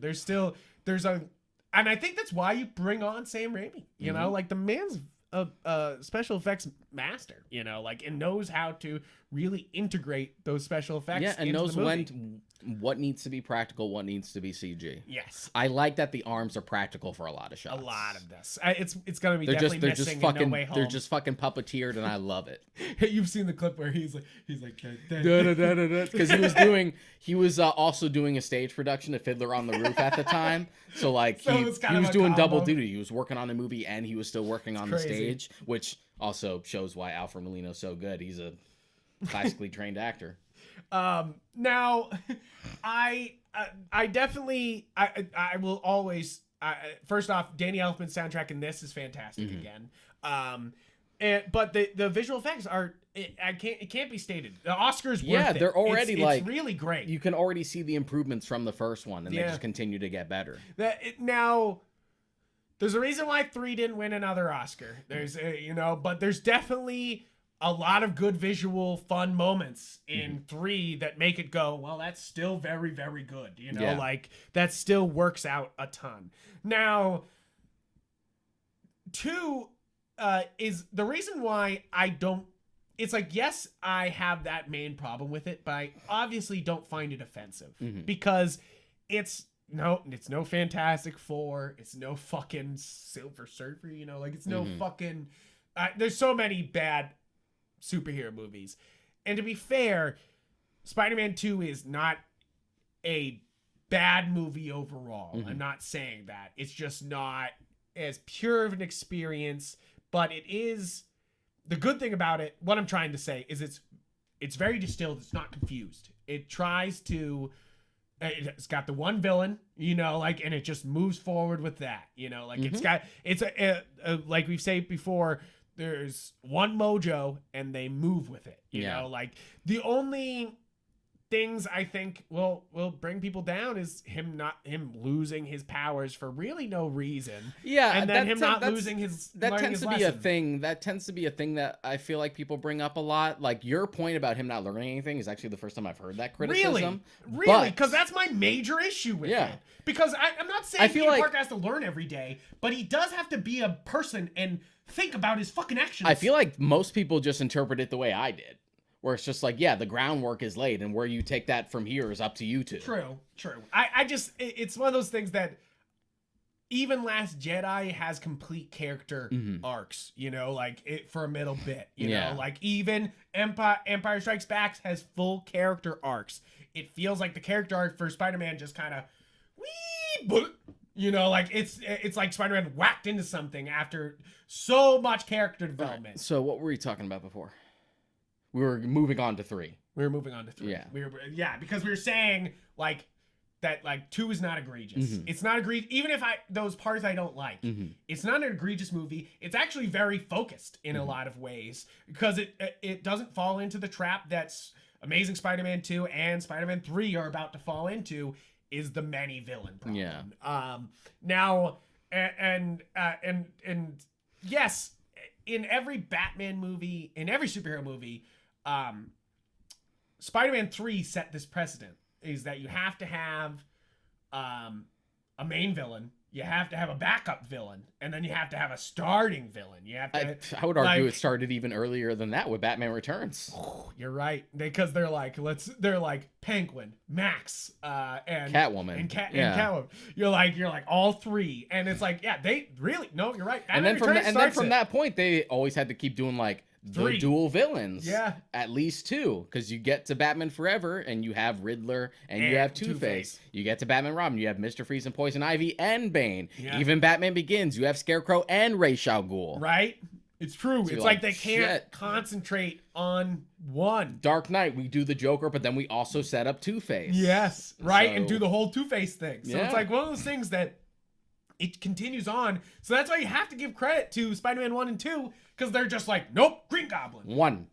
Doc Ock, boom. Like, other than Peter, he doesn't need Peter's own decisions and life, and his own life is the only other villain he needs. So so going into Spider-Man 3, the biggest problem with this one is studio interference. Yes, no question. It feels like X3, where you're like, why are so many people touching this? So the idea was Sam Raimi just wanted to do Sandman. That was like a character that he liked. That's what he wanted to focus on. I think that's a great idea. He was still going to build on the Harry becoming Goblin thing and like maybe pay that off later because, you know, these movies were doing well. We'll get to it. Yeah. Sort of like that attitude. The studio really wanted to push for Venom. Yeah. No, I think it's one of those things that people, I remember even at the time, people were like, those movies were good, but where's Venom? That was my attitude as a kid. It's kind of people's thing now, is people are like, yeah, Venom's, like those Spider-Man movies are cool, but put Venom in them. And you're just like, well, Sony's not going to let that happen. Because they want to scoop up what little things they have with Spider-Man shit and try to turn it into spin-offs. Yeah. I mean, little they have. It's like we say that, but they're still having control over MCU Spider-Man, and they're doing all the games. They also want to do a similar spin-off with Kraven that they did with Venom. I'm like, no, I just want Kraven in a fucking movie. Yeah, stop messing around. Why do I just want a movie about a hunter? Kraven, yeah. That too. You like put him in a Spider-Man movie. He works because he's such an effective hunter that he can take down Spider-Man. That's the thing. And the important part about Kraven is he was able to take down multiple Spider-Man. If you don't bring the clones in, you can't do Kraven. But it's just one of those things where, like, at least with Venom. Also, Kraven is a fucking Spider-Man clone. At least with Venom, I Kraven. I fucking hate the idea that. I fucking hate the idea of like a Venom movie with no Spider-Man into it and the fact that he's not the progenitor of his origin. Yes. Yeah. I hate that so much because Venom's entire conceit is that he's literally evil Spider-Man. Yes. That's the entire thing. And you know what line they repeated many times in Let There Be Carnage? Somebody literally was like joking with me about this. I haven't seen Let There Be Carnage, but I guess he says lethal protector a billion times. Even in the extended scene I saw where he's sitting at the beach with Venom on the beach, he says, I guess we'll be wherever a lethal protector is needed. And you're like, the fuck you say? Oh, it makes me mad. But at least with Venom, you have the conceit of like, well, yeah, but he still has cool powers and shit. Yeah. But Kraven is just like literally 100. Like, I don't want. What the fuck do I care about Kraven that when he has nothing to do with Spider-Man? No, it's. But getting back to the point, like Venom's inclusion was like really a studio move. Plus they it feels like they pressured him. It's not super built in. Yeah. Plus they pressured him to like pay off the Harry thing at the end of the second one. Technically at the end of the first one, because like I vow vengeance, and he wanted to do Sandman. So it's like, well, we'll do everything and make everyone happy. Yeah.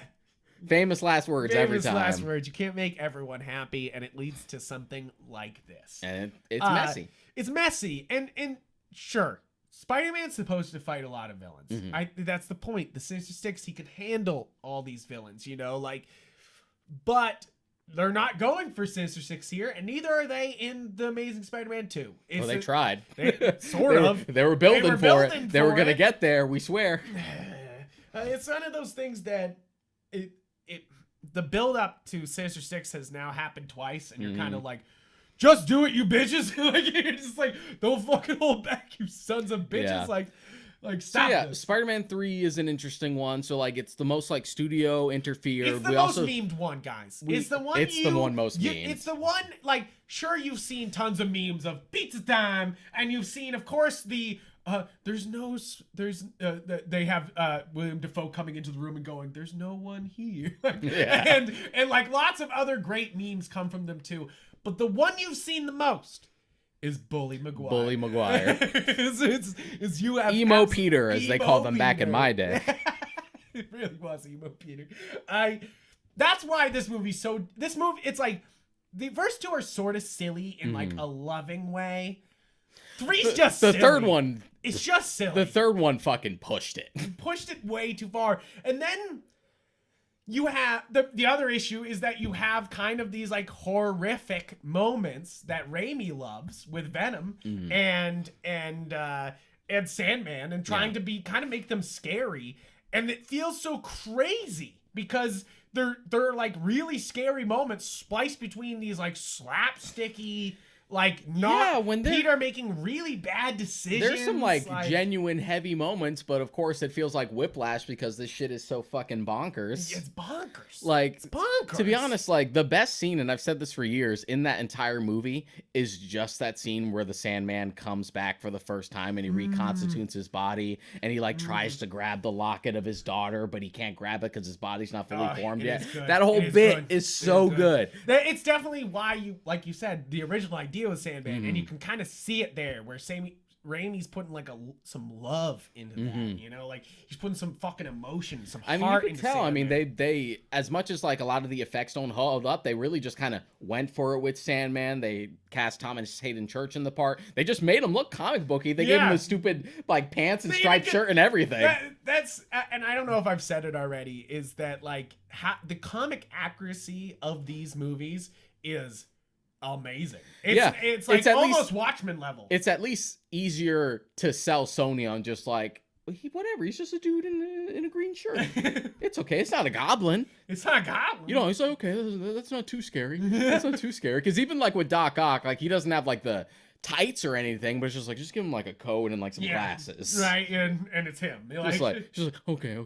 And it's like, and that's definitely the thing, is like Sandman is ripped from the page right there, you know, like even Venom 2 doesn't look that bad, you know, like it definitely looks terrible. So it looks good when Topher gets the Venom on his face, but it looks bad when he pulls the Venom face back, because we got to give Topher Grace FaceTime.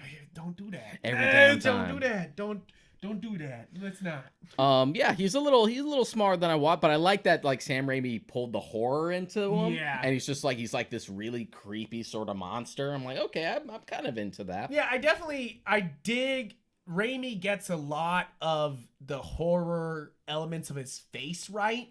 But then I've also seen, speaking of behind the scenes, because you said there was prosthetics of Green Goblin, I've also seen literal animatronics of Venom that they were going to do. And it's so fucking scary and awesome. And they decided the CGI one was better. And you're like, it's not. Yeah, and I've also seen set photos of like a test suit that they were gonna do for the symbiote suit, where it was actually the fucking all black with the white. But no, instead they're just like, we'll just take the regular suit and just reskin it. It's so the comic accuracy in the first two movies makes me happy. And then the like small differences that they do in 3 make me angry. Yeah. Like introducing Gwen this late in the fucking show is first off stupid. Yeah. You're just like not needed. But then also just for the black suit to be black instead of even as a kid seeing the trailer for that, I'm like, oh my god, the fucking symbiote. Oh, they just turned the normal suit black. That's stupid. They don't even give them and to be guys, I don't mean this lightly. The original symbiote Spider-Man suit is one of the best Spider-Man suits. It's like, yes, the original Spider-Man suit's good. I would argue it is the best Spider-Man suit, but that's just me. It's fantastic. It's absolutely the one I've played in every game that you could possibly get it in. I was like, that's how I'm playing the rest of the game. That was like my one thing with the Insomniac game, because they had so many suits in this game, but where's the most important one? Where the fuck is the symbiote suit? Yeah, and they're like, we're saving it for 2. And then you get to the post-credit scene where they said a Venom, you're like, oh, that's why it's not here. And it is weird in Insomniac, because they literally have everything else almost. I almost feel bad for 2, because you're like, what are you gonna do? It almost seems like, oh, this should have been obvious why this wasn't here, because they had plans. They got plans. And that's definitely the issue, and it's why it's so weird when he's Venom, because it's such a different beast when he's Venom instead of just being black on the suit, and you're just like, so why wasn't Peter looking like that at least, you know? Like he has a little bit of that, like the Venom. The way Venom's designed in this, he has a little bit of that. Like, there's still that subtle, like, he has the raised webbing on his skin and stuff like that to sort of look like the suit. Yeah. But it's just weird. It's just weird. It's a weird take. I definitely, I do, you're watching the scene earlier of when he takes off the suit and it goes back on to Eddie. And I do love that. I love that scene in a bubble because in a it's bubble. just like, In a bubble. they just fucking did it. They put it in, they did the church thing. The church bells is the sonic waves. It makes it come off. It infects Eddie, and they play it like a fucking horror scene. I'm like, it's pretty sweet. I'm not happy that it's Topher Grace there instead of an Eddie Brock that actually looks like Eddie Brock, but I'm down. Yeah, it's like, it's one of those things that I was a big 90s 70s show guy. Like, I grew up watching that 70s show. And so Topher Grace being there, I was like, cool. Like, and he's cool, but my conceit is Topher Grace is Peter Parker, not Eddie Brock. And that's the thing. I get that they were doing that because they wanted to do Eddie as just like he's kind of like Peter, but like the douchebag Peter. But not like the actual douchebag Peter we do in this movie, like another kind of douchebag Peter. See, that's like the movie is so goddamn confused. Yes, it is. It's one of those things that there's no other way to say it. The movie's confused, and it's at points incomprehensible. Like it's so just like, wait, it has what are so we, much where to are we deal going? with. Like we have to deal with like Sandman subplot. He's a villain who likes to rob and take money because his daughter is sick. But then we also got to pay off the Harry thing. So we do it in like the first 20 minutes where like he becomes the new Green Goblin. But we don't make him Green Goblin. We put him in a hockey suit. We put him in a fucking hockey gear and we literally make his glider. I don't wear hockey pants. We literally make his glider a snowboard. We're like, what the fuck is this? What the fuck? It was definitely, that redesign is definitely just to sell toys. And it makes me angry because you could have just done a stripped down Green Goblin suit with him basically wearing the remnants, and it still would have been just as cool. And then he hits his head, so he loses memory, so we have to deal with a fucking amnesia subplot now. Which, first off, amnesia subplots never work. Never. Almost never. Yeah. I would argue Memento, maybe. Memento, Your Name has it. That kind of works, but that's sort of like incorporated differently. Yeah. Yeah. It is. It is incorporated differently. Maybe that's how you work it. You try to do something else besides like, I lost my memory. When is it gonna come back? It's one of those things that it's comic booky, but it's too far. An example of it in something good is The Majestic. Oh. Yeah, that's a good one. That is a good one. Yeah. That's a great one. But it's rare. It's very rare. It's so rare. It's one of those things that, like, they expect you, like, so the thing is that, like, it works in The Majestic because you don't know who he is, you know, like, and there's the mystery of who he is, but we know who Harry Osborn is. It's just to cover Peter's ass, you know, like, it's such a lazy writing technique. And you're just like, when this movie wants to be dark, it does it fairly well. Like, it's pretty fucked up when like Peter and Harry have that fight at the mansion and he tries to hit him with a pumpkin bomb and he just webs it back right in his face and then just walks away. You're like, what the fuck? Like, it's fucked up. Like, it is. And the idea that like Peter, we're led to, of course, never, but Peter's like led to believe that he did kill Sandman. Yeah. Which to me, I've always argued should have been the thing that like snapped him out of like trying to take the suit off. Be an a-hole, instead of doing the thing where he fucking hits MJ. Yeah. Yeah. Yeah. I feel like it would have been better as just like, oh, I actually took a life. Yeah. I've gone too far. Yeah. That's the other thing. You're like, hitting MJ thing. Not only is it uncomfortable, but it's so easy. It's also kind of something that Peter wouldn't do, you know. I mean, like, sure, he's like... in. Oh, sorry, spit. Sure, we have the thing where it's just like, yeah, but he's being influenced by the black suit. But like, even that, you're like, kind of steps over a line. And I get that you're like we talked about with the visceral reaction, kind of like when he leaves that dude to get mugged. But it's just one of those things where like it just feels kind of cheap. It does. There's a lot of this movie that feels cheap. Spider-Man 3 feels cheap for the biggest budget of probably them all. It's the cheapest. It's funny. I brought up last episode, Paranormal Activity, Ghost Dimension. That movie has the biggest budget of the Paranormal Activity movies. So much so that the whole thing is $37 million for the whole Paranormal Activity, like all the franchise. $37 million is how much they've spent to do it.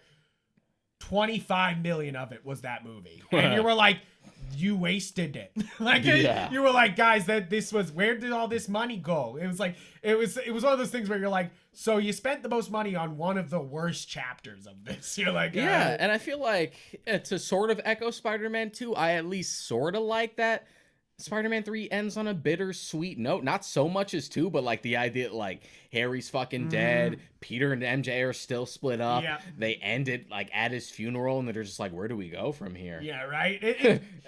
It would have to me. It's kind of funny that both the Raimi series and the two web films also both end on really bittersweet notes that will never get true resolutions too.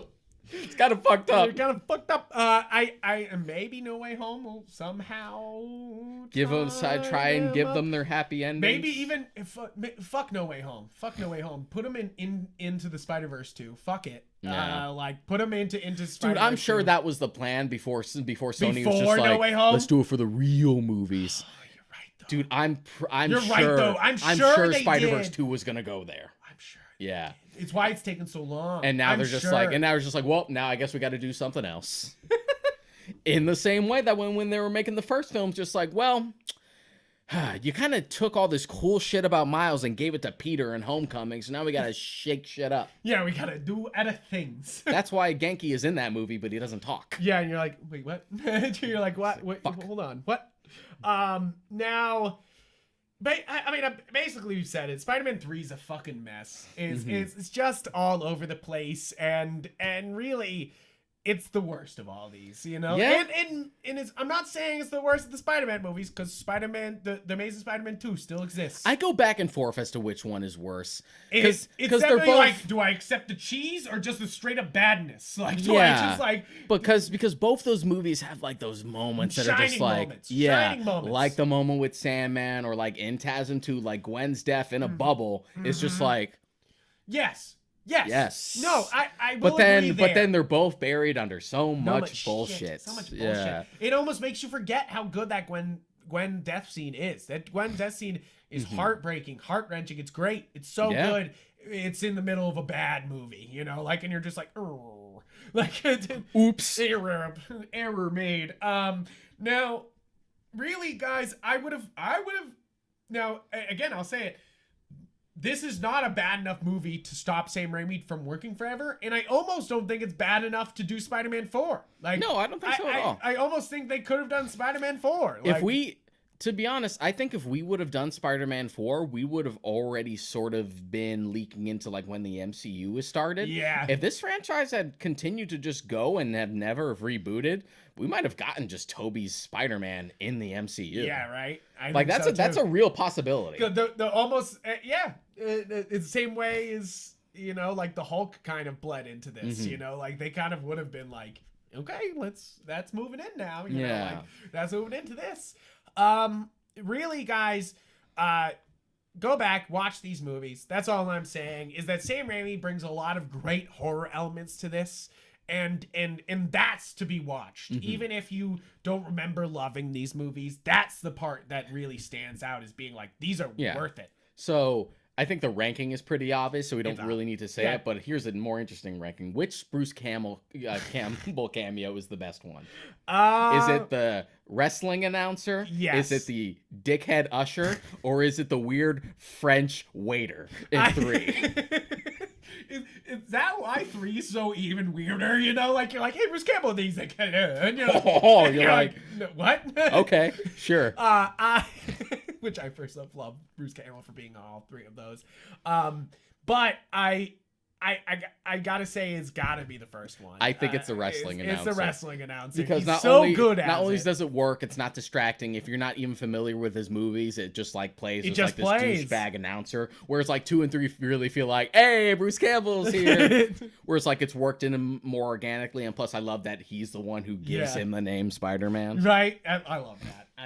It's real good. It's real good stuff. There's lots to love about the first one. I really do. I'll say it again. Ranking wise, I'm sure you go 2, 1, 3. Yeah. And I do 1, 2, 3.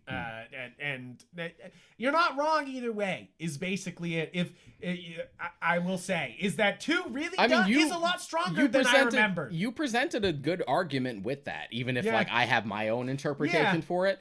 But you're still in the minority. Most people prefer 2. I know, I'm in the minority. But I was also in your same boat growing up. It's just like 2, nah. And now it's like it's just one of those things that grew on me. Yeah, and definitely Now that I've watched it, it instantly grew more on me because I had such a bad taste for it when I was a kid, and rewatching it today made me be like, no, there's a lot to love like, I here. still got issues, but I see it. Yeah, I see it. Yeah. Like, that was the thing, is that as when people would say to me that Spider-Man 2 was one of the best superhero movies, I was like, what? Like, it was one of those things where it's that meme where the guy's neck goes really long and goes, what? Like, is that like, I literally didn't understand. And now rewatching it, I'm like, okay, I see it now. I see, like, what's to love about this, but I also see why young Frank was like, no, this is stupid. Yeah. Like, let's just put it but this young way. Frank was also like, Fight Club's my favorite movie. Let's put it this way. And fuck There's a that reason kid. we front-loaded the very first No Way Home trailer with Otto first. Yes. Yeah.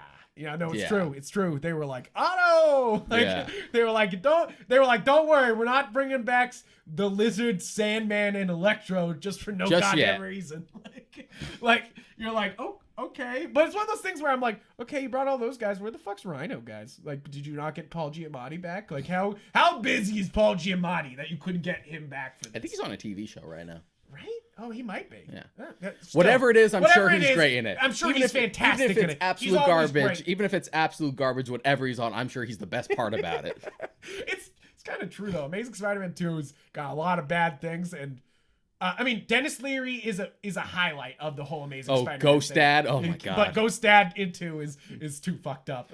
Which sucks because I mean let's save it because we'll talk about the two. We'll talk about films. it. So guys, stay tuned. Thank you for listening to this episode. Thank you for listening to us rant about Spider-Man. But please, guys, tune in for future episodes. I don't know if we'll just do them all in a row. But yeah, I don't know if we'll do it straight next week because there is an Edgar Wright film that I want to talk about at some point. Yeah, but we do want to do cover the films up until now in time for No Way Home. And as I said, it's Thanksgiving, guys. It's Thanksgiving at least week when you're getting this episode. I'm gonna try to drop this on Thanksgiving just in case you eat a lot of food and then you don't want to do anything and you might as well just listen to us. I gotta go get a Spider-Man. ham. Ooh, ham time. I always do ham instead of turkey. Oh really? That's like turkey's kind of overrated. I like turkey. You have to see the thing about a lot of other meats is that even if you don't season them heavenly, they can still be pretty good. With turkey, you got to season the fuck out of it to even make it decent. See, I when I think ham, I think Christmas more than anything. That's fair. Yeah, definitely. Yeah. Like when I it's like, and I mean it's also in the Grinch.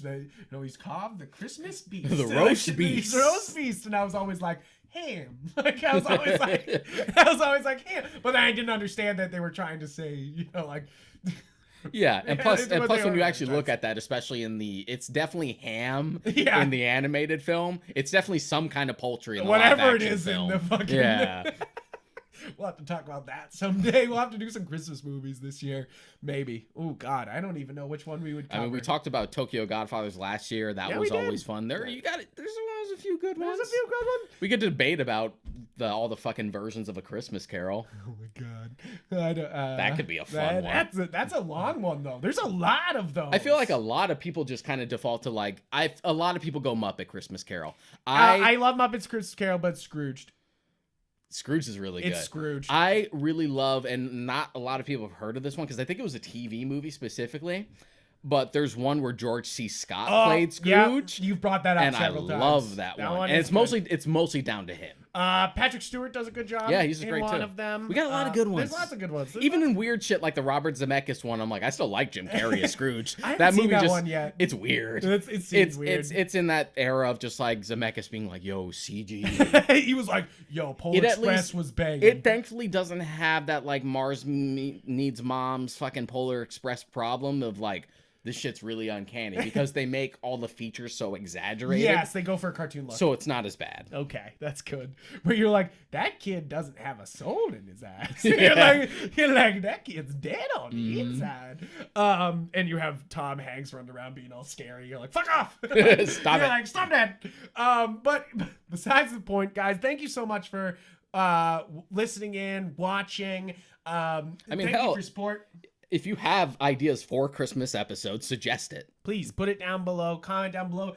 and basically make the algorithm work, guys. Like, the beast. comment, subscribe, comment what we missed from these movies, like what you think really stands out and why I'm wrong about Spider-Man 2.